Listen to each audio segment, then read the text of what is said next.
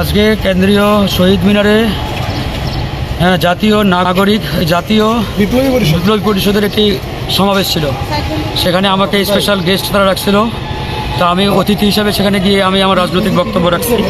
সেখানে ছাত্রদলের সন্ত্রাসীরা উপস্থিত ছিল। এদেরকে আসলে ভালো বলার কোনো সুযোগ নেই এখন। সেখানে আমি আমার রাজনৈতিক বক্তব্য রেখেছি। আমি বলেছি আমরা জুলাই আগস্টে বিপ্লব করেছি একটি বিপ্লবী সরকারের জন্য। আমরা কোনো অন্তর্বর্তীকালীন সরকার চাই নাই। আমরা হাসিনার সংবিধান ছুঁড়ে ফেলে দিয়ে আমরা একটা বিপ্লব করেছি এবং এই বিপ্লবী সরকার না হওয়ার পিছনে তারাই দায়ী যারা 5ই আগস্টে ওই ক্যান্টনমেন্টে বৈঠক করেছেন আর্মির প্রধানের সাথে। ওই দিনেই মূলত এই অন্তর্বর্তীকালীন সরকার গঠনের ফর্মুলাটি ওখান থেকে আসছে। তো আমরা তো এরকম অন্তর্বর্তীকালীন সরকার চাই নাই, আমরা একটি বিপ্লবী জাতীয় সরকার চেয়েছিলাম। এই সরকার না হওয়ার কারণে মূলত আজকে সারা বাংলাদেশে যে বিশৃঙ্খলা, যে সমস্যা, সংকট সেটি তৈরি হচ্ছে।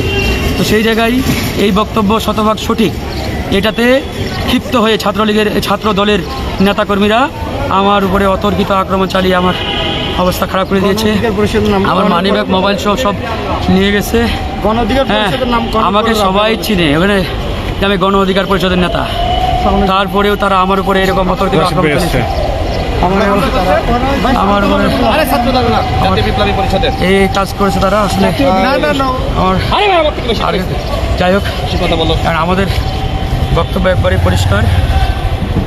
আজকে যারা আক্রমণ চালিয়েছে আমাদের উপরে শহীদ মিনারে, এদেরকে সন্ত্রাসী ছাড়া আমরা অন্য কিছু বলার কোনো সুযোগ নেই আমাদের।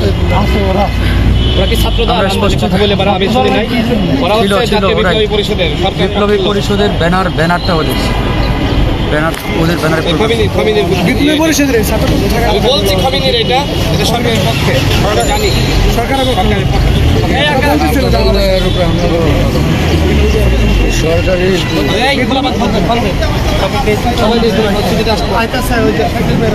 ভাই আগে চিকিৎসা